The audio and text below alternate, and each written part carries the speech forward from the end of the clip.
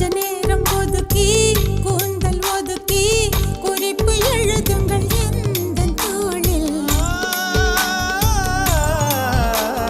விழி ஒன்றை எடுத்து தேனில் நனைத்து கையப்பம் இடுவேன் உந்தன் மார்பில். உலகம் வாழ நிதி ஒதுக்கு என் உயிரும் வாழ மடி ஒதுக்கு.